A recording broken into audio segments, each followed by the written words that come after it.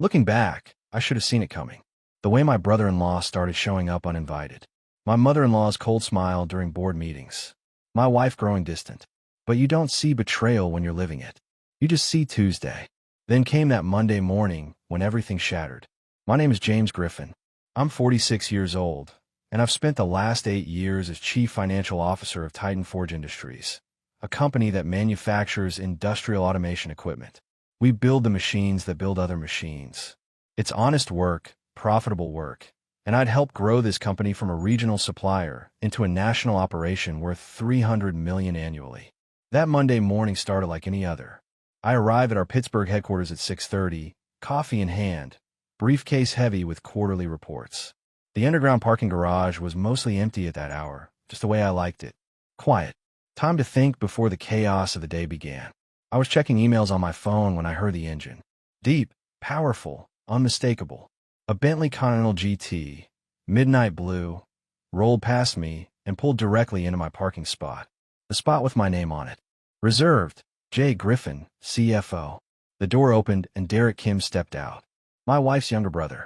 38 years old, with all the arrogance of someone who'd been handed everything and earned nothing.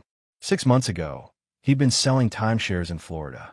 Now he held the newly created title of Director of Business Development at Titan Forge, a position that materialized after his mother Margaret bought a controlling interest in the company. He was wearing a suit that probably cost $6,000. His watch caught the fluorescent light, something Swiss and expensive. Everything about him screamed, new money, trying to look like old money. "Morning, James," Derek said, walking toward me. He pulled out his key fob, and without warning, tossed it in my direction. "Park my car, would you? I've got an 8 o'clock with the executive team." The keys arced through the air. I watched them come. My hands stayed at my sides. They hit the concrete with a metallic clatter, bouncing once before sliding under his Bentley. Derek stared at me. "Did you just—" "I'm the CFO of this company," I said, my voice level. "Not your valet." His face flushed red. "Pick them up." "No. Pick them up right now, James. I'm a director of this company. That means you report to the COO, who reports to the CEO, who reports to the board alongside me. We're not even in the same chain of command, Derek. And even if we were, I still wouldn't be picking up your keys." That's when I heard the rumble of the diesel engine. Perfect timing. The tow truck turned down the entrance ramp, its yellow lights flashing. "Elite Recovery Services," painted in bold letters on the side. The driver, a guy named Tony I'd worked with before on vehicle logistics, pulled up beside us. He climbed out of the cab, clipboard in hand. "Morning, Mr. Griffin," Tony said. Then he looked at Derek and back at me. "Got your message about the repossession. Which vehicle are we taking today?" Derek's face went from red to white. "What?" I raised my hand and pointed at the Bentley. "Start with that one. It's parked in my spot." Derek's face went through about 5 different expressions in 3 seconds. Confusion, disbelief, anger, fear, then back to anger. "You can't repossess my car. That's theft. I'll call the police." "Go ahead," I said. I pulled out my phone and held it toward him. "Call them. While you're at it, explain to them how you committed loan fraud to purchase it." Tony was already circling the Bentley, taking photos with his phone, documenting its condition. He'd done this before. Professional. Efficient. Fraud? What the hell are you talking about? Derek's voice rose, echoing off the concrete walls. I reached into my briefcase and pulled out a folder. "This is your loan application for that Bentley. Prestige Auto Finance, which happens to be owned by one of our subsidiary holdings. You claimed an annual income of $450,000. I pulled out a second document. "This is your employment contract. Signed 6 months ago. Base salary of $120,000. Even with bonuses, you'd be lucky to hit $150 this year." Derek snatched the papers from my hand, scanning them. His face went pale. "You lied about your income by $300,000, I continued. "That's fraud, which makes the loan contract voidable. And since you used company resources to commit that fraud, I have a legal obligation to address it. This is because you're jealous." Derek shot back. "You can't stand that I'm making my mark here, that I'm building relationships you never could." I almost laughed. Building relationships? Derek, in 6 months you've managed to alienate half the senior staff. You've submitted $60,000 in fraudulent expense reports. And you've redirected 3 major contracts to companies that pay you kickbacks. His jaw dropped. You've been spying on me. I've been doing my job. Every expense report over $5,000 requires CFO approval. Every contract over $100,000 goes through my office. You really thought I wouldn't notice. Tony had finished his inspection. Mr. Griffin, I need your signature confirming the vehicle removal. I signed his tablet. Derek just stood there, watching his Bentley get loaded onto the flatbed like it was happening to someone else. My mother is going to destroy you for this, Derek said. His voice had lost its edge. Now it just sounded hollow. Your mother should have thought about that before she installed you in a position you're not qualified for. Before she started conspiring with Charles Donnelly to manufacture reasons to fire me. His eyes widened. How did you? Email, Derek. You use company email for everything. Did you really think I wouldn't have access to board member correspondence that went through our servers? The tow truck's engine rumbled to life. Derek's Bentley sat secured on the flatbed, looking smaller somehow. Less impressive. What happens now, he asked. Now you have 2 choices. You can resign quietly today, cite personal reasons, and I'll keep the fraud investigation internal. You'll need to pay back what you owe, but you won't face criminal charges. And if I don't? I looked him directly in the eye. Then I take everything I found to the board, to the SEC, and to the district attorney. Your fraudulent loan, your kickback schemes, your expense report abuse. All of it. You'll be lucky if you're only facing financial crimes. The tow truck pulled away, Derek's Bentley disappearing up the ramp. He bent down slowly, picked up his keys from under where the car had been. You're making a mistake, he said. No, Derek. I'm correcting one. I walked toward the elevator, leaving him standing in my parking spot, holding keys to a car that was already 3 miles away. The elevator doors closed. I rode up to the executive floor alone, my heart steady, my hands calm. 8 years I'd built this company. 8 years I'd let Margaret Kim and her family treat me like a useful tool instead of a partner. That ended today. My assistant Carol was already at her desk when I reached the executive floor. She'd been with me for 6 years, sharp as a knife and twice as reliable. One look at my face told her everything she needed to know. Mr. Griffin, she said carefully, there's been an emergency board meeting called for 2 o'clock this afternoon. Margaret Kim requested it. Expected, I said. Can you get David Brennan on the phone? Tell him I need to see him before the meeting. 11 o'clock if possible. David Brennan was the best corporate attorney in Pittsburgh. He was also, as I discovered 3 months ago, while digging through old company records, Margaret Kim's former lover from 25 years back. They'd had an affair when he was a junior associate, and she was married to her late husband. He'd told me about it himself when I hired him, said it gave him extra motivation to make sure everything was handled by the book. Already called, Carol said. He's expecting you at his office at 10:30. I nodded. Pull together Derek's complete employment file. Every expense report, every email, every contract he's touched since he started. Already done. It's on your desk. This was why I paid her well. Inside my office, I found 3 folders waiting. Carol had organized everything by category.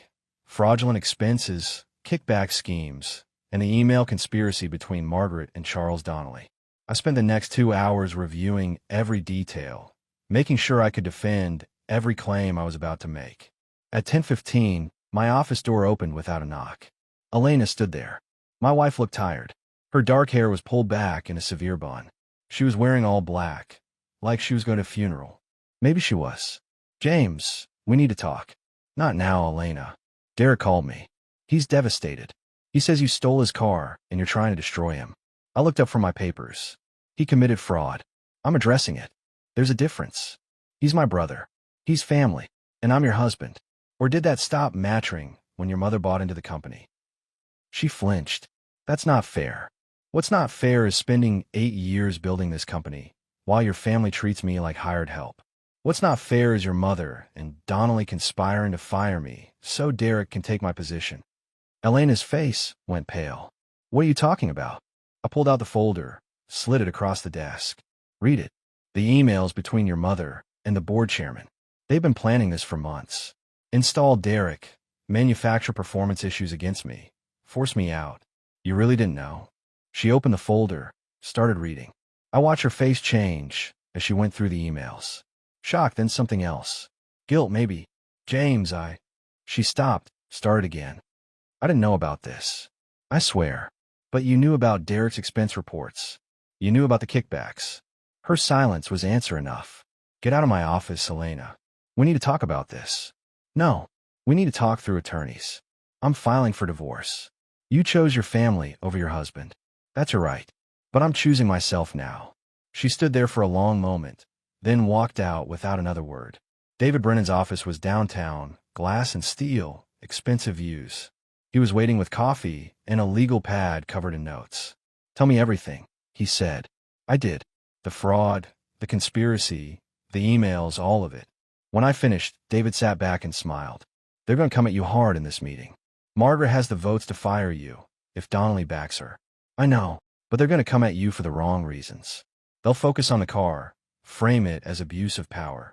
Meanwhile, we'll be focused on the fraud, the conspiracy, the fact that a board member has been actively working to remove a sitting executive without cause. He pulled out a document. I took the liberty of drafting this. It's a letter to the board outlining what you know and what happens if they try to terminate you without cause. I read it. It was devastating. If we send this, there's no going back. James, David said gently. It became war when Margaret decided you weren't good enough. You're just finally fighting back. At 2:00, I walked into the boardroom. Margaret sat at one end, flanked by her attorney. Charles Donnelly sat at the head of the table. The other board members looked uncomfortable. Let's begin, Donnelly said. Charles Donnelly cleared his throat, looking everywhere except at me.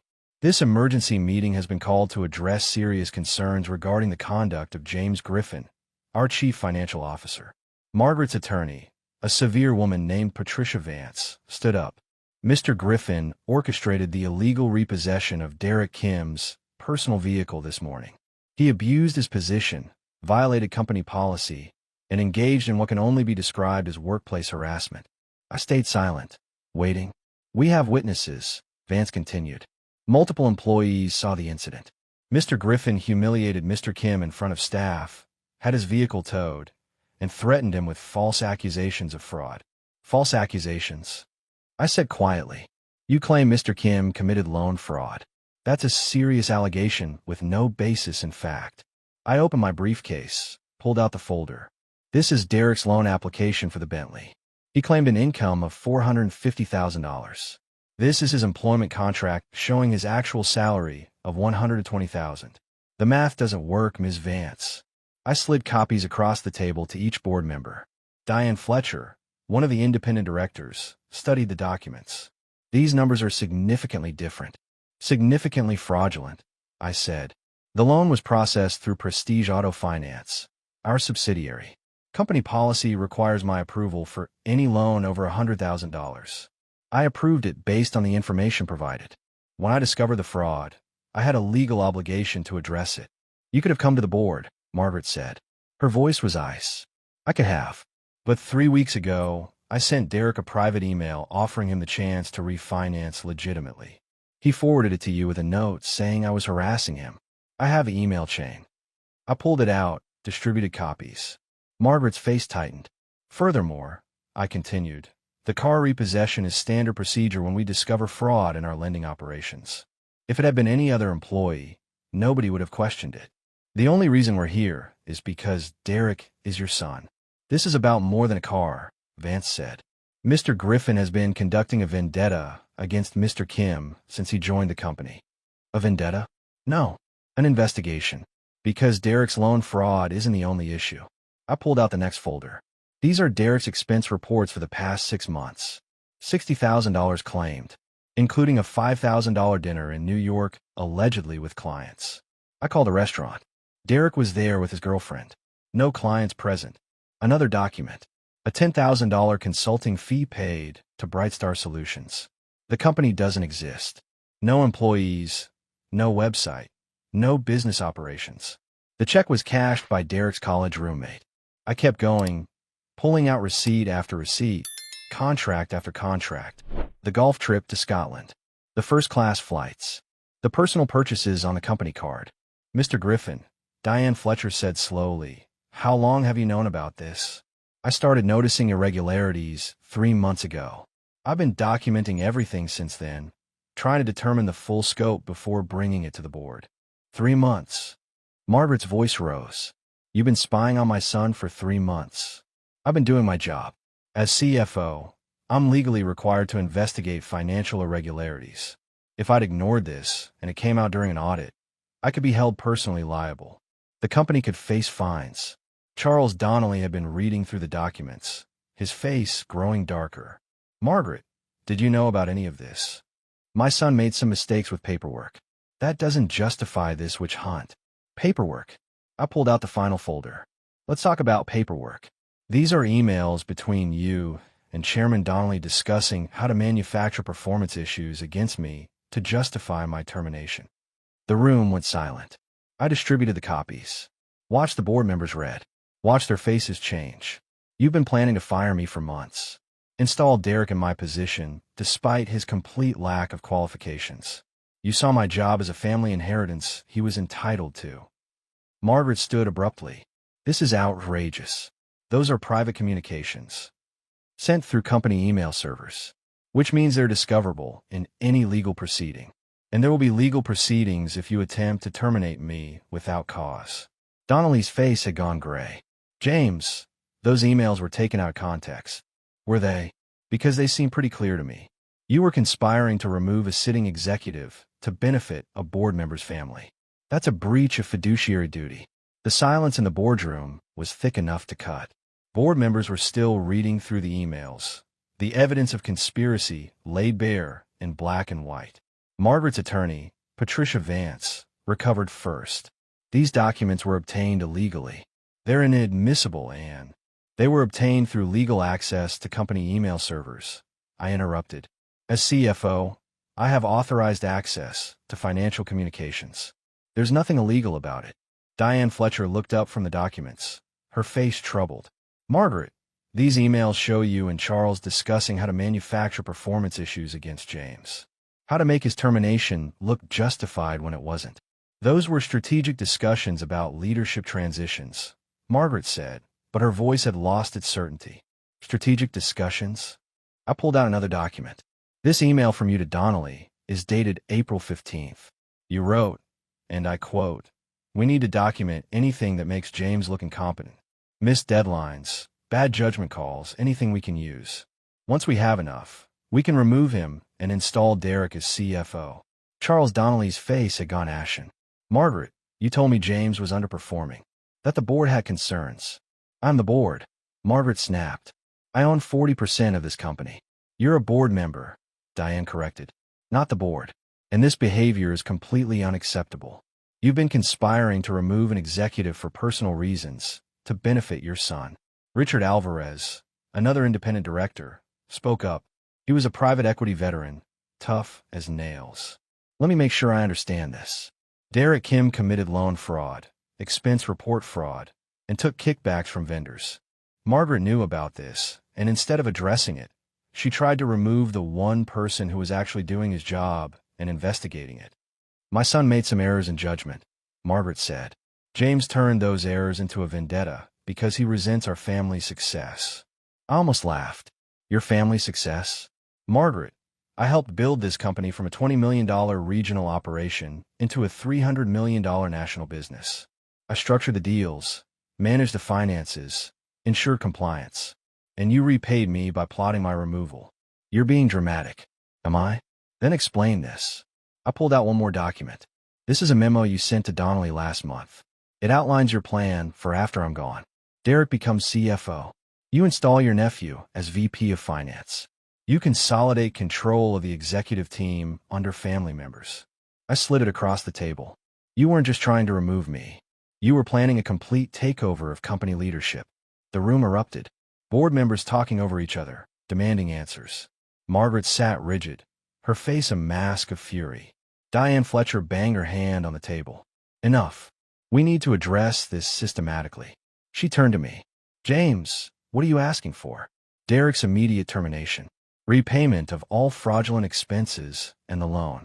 Margaret's recusal from any personnel decisions involving executive positions. And a formal apology from this board for allowing this situation to develop. And if we don't agree? Margaret asked. David Brennan spoke for the first time. Then my client will file a wrongful termination lawsuit if you attempt to fire him. All of this evidence becomes public record. It will be in the news, it will trigger regulatory investigations, and it will damage this company's reputation irreparably. You're threatening us? Donnelly asked weakly. I'm outlining consequences, David said. You can choose war, and everyone loses. Or you can choose accountability, and we move forward professionally. Diane looked around the table. I move that we take a 30-minute recess to discuss this privately. The motion passed. I left the boardroom with David, leaving them to argue among themselves.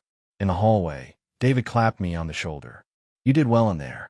Stayed calm, presented facts, didn't get emotional. I don't feel calm. Good. Use that. But don't show it. 28 minutes later, we were called back in. Diane Fletcher spoke for the board. We've reached several decisions. First, Derek Kim's employment is terminated effective immediately. He'll be required to repay all fraudulent expenses within 90 days. Margaret's face was stone. Second, Margaret Kim will recuse herself from all personnel decisions involving executive positions. Third, Chairman Donnelly will undergo ethics training and will face a board review in 6 months. Donnelly nodded, defeated. Fourth, the board formally apologizes to you, James, for failing to prevent this situation. I nodded. And the conspiracy to remove me ends now, Diane said firmly. You have our word. The board meeting ended at 4:30. I walked out of that room knowing I'd won the battle, but the war was far from over. Margaret's face, as she left, told me everything I needed to know. She wasn't done. Not even close. Carol was waiting in my office with coffee and a concerned expression. How bad was it? Derek's fired. Margaret's neutered. I'm still CFO. Then why do you look like someone died? Because my marriage probably did. I spent the next hour reviewing financial reports, trying to distract myself from the reality of what came next. At 6, my phone rang. Elena. I debated not answering. Then I picked up. James. Her voice was thick, like she'd been crying. Can we talk? In person. I don't think it's a good idea. Please. I'm at the house. Just give me 30 minutes. Against my better judgment, I agreed. The house we'd shared for 8 years sat in an upscale Pittsburgh suburb. Colonial style, for bedrooms, perfectly manicured lawn.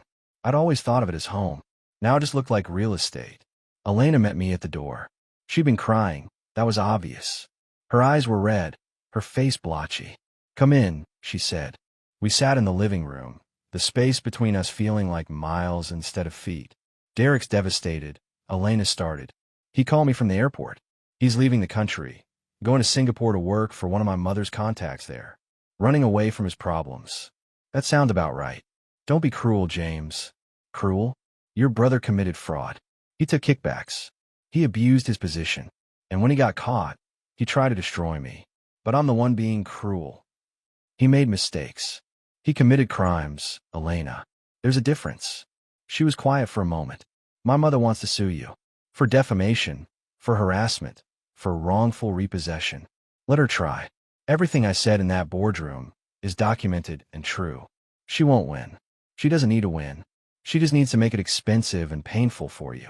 I looked at my wife, really looked at her, and realized I was seeing a stranger. Is that why you asked me here? To threaten me on your mother's behalf? No. Her voice faltered. I asked you here because I found something you should see. She pulled out her phone, opened a folder, handed it to me. Photos. Dozens of them. Elena and a man I didn't recognize. Having dinner at expensive restaurants. Walking into hotels. Kissing in parking lots. My stomach dropped. How long? 18 months. His name is Jason Garrett. He's a venture capitalist. Works with some of my mother's business partners. 18 months.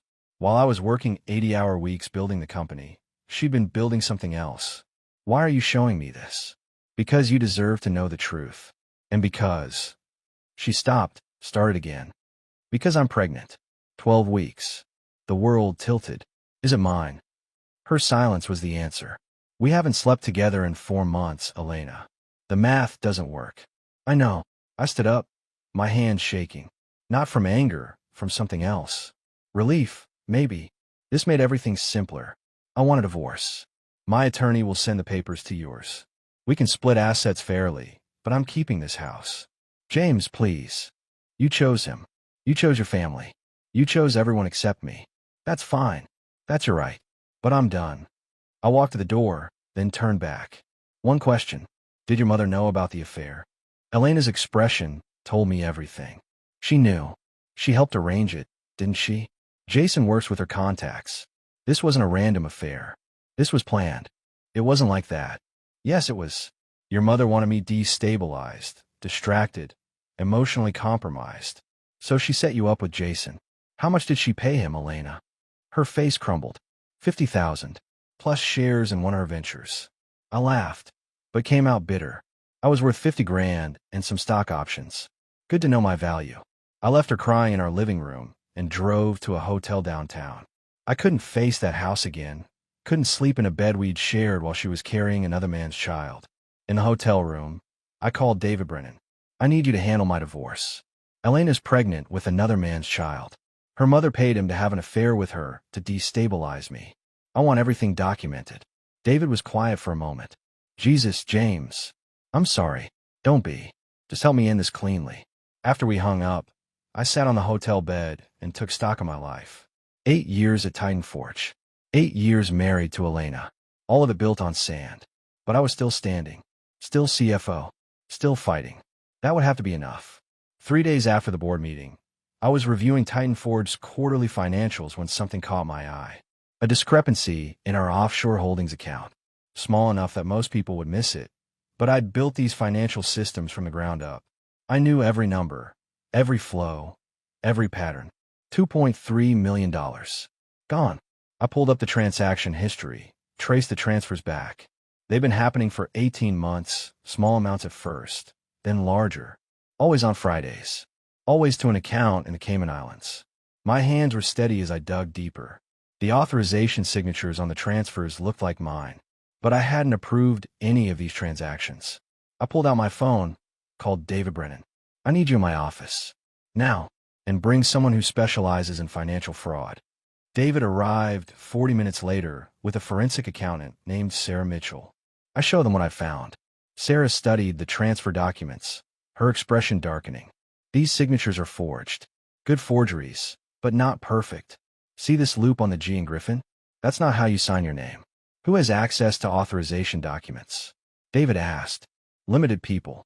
The CEO, board members with financial authority, and I stopped, the realization hitting me. And spouses who have power of attorney for medical emergencies. Elena, David said quietly.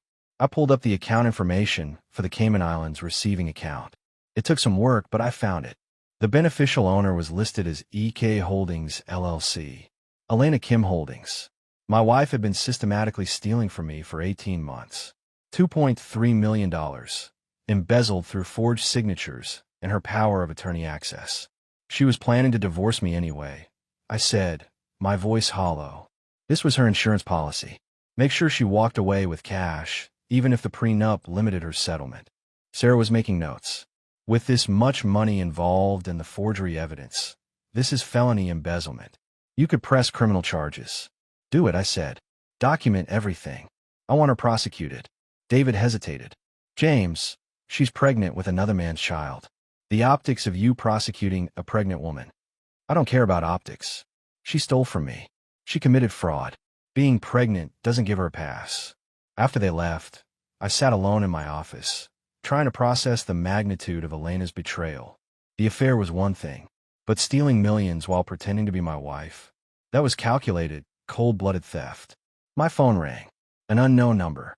I answered. Mr. Griffin, my name is Agent Michael Torres with the FBI.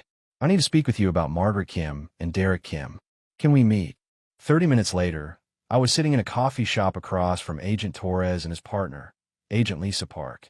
Torres was in his 40s, sharp eyes, the kind of person who missed nothing. We've been investigating the Kim family for 6 months, Torres said. Financial crimes, potential money laundering. Your evidence regarding Derek's fraud opened up new avenues for us. What kind of money laundering? Agent Park pulled out a tablet. Show me a flow chart. Derek wasn't just taking kickbacks from vendors. He was facilitating the movement of money from overseas sources through Titan Forge accounts. We believe Margaret was using your company to clean money from illegal sources. My stomach dropped. How much money? At least $8 million over the past 2 years. Possibly more. $8 million laundered through my company, and I didn't know. They were very careful. Small amounts, routed through legitimate-looking contracts. But the vendors paying Derek kickbacks? Several of them have ties to organized crime syndicates in Eastern Europe. Torres leaned forward. Mr. Griffin, we'd like your cooperation. Full access to Titan Forge financial records. Your testimony about what you discovered. Everything. In exchange, we'll make sure the company isn't held liable for Margaret's activities. You have it. Everything you need. There's one more thing, Agent Park said. We have evidence that Elena Griffin was involved in the money laundering scheme. The Cayman Islands account, where she's been moving your money, it's connected to the same network Margaret's been using. The room tilted slightly. My wife is part of this. We believe Margaret recruited her 18 months ago, around the same time the affair with Jason Garrett started. It's possible the affair was a distraction while Elena helped move money. I thought about Margaret paying Jason $50,000 to seduce Elena. Thought about Elena's sudden interest in company finances 18 months ago. All of it clicking into place. She was never really my wife, I said quietly. She was Margaret's plant. Torres nodded sympathetically. We'll need your full cooperation on this. Elena's embezzlement charges will be federal now, not state. She's looking at 10 to 15 years. And the baby? That's not our concern. Our concern is stopping a criminal enterprise that's been using legitimate businesses to launder money from international crime syndicates. I signed the cooperation agreement right there. The FBI investigation moved fast. Within a week, they'd frozen Elena's Cayman account, seized Margaret's financial records, and started building a RICO case against the Kim family network. I was in my office reviewing subpoena documents when I found something that made my blood run cold. A name I recognized from 8 years ago. Robert Kingston. He'd been CFO of Titan Forge before me. The man I'd replaced. According to company records, Kingston had resigned after being caught embezzling funds. He'd even served 3 years in federal prison. But the FBI documents told a different story. I called Agent Torres immediately. Robert Kingston, the CFO before me. What really happened to him? Torres was quiet for a moment. How much do you know? I know the official story. He embezzled money, got caught, went to prison. But these FBI files suggest something else. Kingston was innocent. The evidence against him was planted by Derek Kim and Margaret Kim. They framed him to create an opening for their preferred candidate. The room spun. They framed an innocent man? Sent him to prison? Yes. We've known about it for 2 years, but we didn't have enough evidence to overturn the conviction. Until now. Your evidence about Derek's fraud patterns matches exactly what was done to Kingston. Same forged signatures, same fake transactions, same setup. Where is Kingston now? He got out of prison 18 months ago. Last known address is in Cleveland. He's working as a bookkeeper at a small accounting firm. Couldn't get his CPA license back because of the conviction. I hung up and immediately called David Brennan. I need you to find Robert Kingston in Cleveland. And I need you to help me make this right. David found Kingston within 2 days. We drove to Cleveland together, found him living in a small apartment near the lake. He was 53 now, looked older. Prison and injustice had aged him. When he opened the door and saw me, his face went hard. You're the one who took my job. I know, and I'm here to tell you that I'm sorry. I didn't know you were innocent. But I know now, and I'm going to fix it. I showed him everything. The FBI investigation, the evidence of the frame job, the proof that Derek and Margaret had destroyed his life to make room for their schemes. Robert sat down heavily on his couch, reading through the documents with shaking hands. 8 years. I lost 8 years of my life. My wife divorced me. My kids won't speak to me. All because of them. The FBI is reopening your case. With this evidence, they can overturn your conviction. David here will represent you pro bono. We're going to clear your name. And then what? I'm still a 53-year-old ex-con with a gap in my resume. Who's going to hire me? I pulled out an envelope. Titan Forge is going to hire you. As a special financial advisor, reporting directly to the board. Same salary you had as CFO, full benefits, and a formal apology from the company. You'll help us rebuild the systems that Margaret corrupted. Robert stared at me, tears forming in his eyes. Why? Why would you do this? Because it's the right thing to do. And because I know what it's like to have the Kim family try to destroy you. You deserve better. We all did. He took the envelope with trembling hands. Thank you. 2 weeks later, The FBI arrested Elena at her mother's estate. She was charged with embezzlement, money laundering, and conspiracy. Margaret was arrested the same day, along with Derek, who they tracked down in Singapore. I watched the news coverage from my hotel room. The fall of the Kim family empire, broadcast across every channel. My phone rang. My sister Amy, who I hadn't spoken to in 6 months. James, I saw the news. Are you okay? Not really, but I will be. I need to tell you something. Her voice was strained. Margaret approached me a year ago. She offered me $5,000 a month to keep her informed about you, about your mental state, your plans, your vulnerabilities. My hand tightened on the phone. Please tell me you didn't take it. Silence. Amy, I'm sorry. I needed the money. The farm was failing, and she said it was just family looking out for family. I didn't know what she was really doing. I closed my eyes. Another betrayal. Another person I trusted who'd sold me out. How much did she pay you total? $60,000 over the year. James, I'm so sorry. I'll pay it back. All of it. Keep it. But we're done, Amy. You made your choice. I hung up before she could respond. David found me an hour later, staring out the window at the Pittsburgh skyline. You okay? He asked. My wife was a criminal. My mother-in-law ran a money laundering operation. My sister spied on me for cash. No, David. I'm not okay. But I'm still standing. That's all that matters. For months after the arrests, I stood in the Titan Forge boardroom with a very different board of directors. Margaret was gone, facing 20 years for money laundering and conspiracy. Charles Donnelly had resigned in disgrace. 3 new independent directors had been appointed, people with actual integrity. Robert Kingston sat beside me as special financial advisor. In 2 months, the courts would overturn his conviction completely. He'd already started rebuilding the financial systems that Margaret had corrupted. The SEC investigation is complete, Diane Fletcher announced. She'd been elected board chair after Donnelly's departure. Titan Forge is cleared of all wrongdoing. The fines will be paid entirely for Margaret Kim's seized assets. What about Elena? Someone asked. She pleaded guilty to embezzlement and money laundering. 12 years federal prison. The baby was born last week, a girl. She's in foster care pending custody determination. I'd already filed the paperwork. DNA tests confirmed the baby wasn't mine. Jason Garrett's daughter, not mine. I felt nothing but relief. Derek Kim was sentenced to 15 years, Diane continued. He's already in federal custody. The extradition from Singapore was faster than expected. After the meeting, Robert found me in my office. I wanted to thank you again. For everything. You deserved better than what they did to you.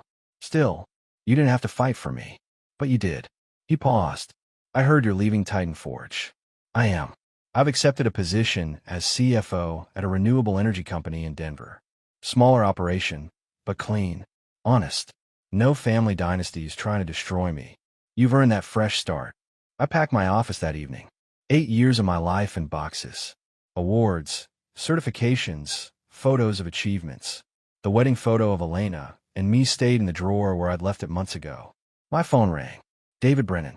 The divorce is final. Judge signed off this morning. You're free. Free. The word felt strange.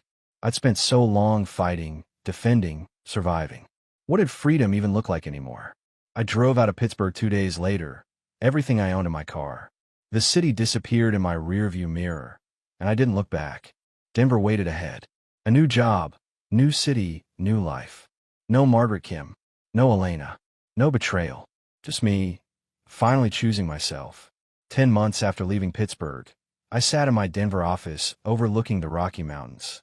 The renewable energy company, Solar Tech Innovations, was everything Titan Forge had been. Transparent, ethical, focused on building something meaningful rather than just accumulating wealth. My assistant knocked. Mr. Griffin, there's someone here to see you. Says her name is Amy. My sister. I hadn't spoken to her since I'd learned about her betrayal. Part of me wanted to tell my assistant to send her away. The other part was curious. Send her in. Amy looked different. Thinner, older, worn down by guilt. She stood in my doorway, uncertain. James, thank you for seeing me. You have 5 minutes. I paid back every dollar Margaret gave me. $60,000. Sold the farm to do it. Sent it to your attorney last month. I know. David told me. I don't expect forgiveness. I just needed you to know that I'm sorry. What I did was unforgivable. I betrayed you for money, and I'll regret it the rest of my life. I looked at her, this woman who'd been my sister for 46 years. Why did you really come here, Amy? Because you're the only family I have left. And I destroyed that. But I needed you to know that I'm getting help. Therapy. Working on why I could betray someone I love for cash. And I wanted to tell you that I'm proud of you. For surviving. For rebuilding. For being stronger than any of us ever gave you credit for. She turned to leave, then stopped. If you ever want to talk, I'll be here. No expectations. Just hope. After she left, I sat at my desk for a long time, thinking about forgiveness. About whether some betrayals could be healed or whether they were too deep to overcome. I didn't have an answer yet. Maybe I never would. That evening, I had dinner with colleagues from Solar Tech. Normal people, doing honest work, building sustainable infrastructure. No schemes, no conspiracies, no family empires trying to devour me. Afterward, I walked through downtown Denver, the mountain air crisp and clean. My phone buzzed with a text from David Brennan. Margaret Kim sentenced today. 23 years, federal prison. Derek got 17. It's finally over. Finally over. I thought about that morning in the Titan Forge parking garage, watching Derek's keys hit the concrete. That single moment had unraveled everything, exposed the rot, brought down an empire built on fraud and betrayal. I'd lost my marriage, my family, 8 years of my life. But I'd gained something more valuable. I'd gained myself back. The man who let those keys fall wasn't the same man walking through Denver tonight. That man had been trying to fit into a world that never wanted him. This man knew his worth. I pulled out my phone and texted David back. Good. Time to build something better. And that's exactly what I intended to do.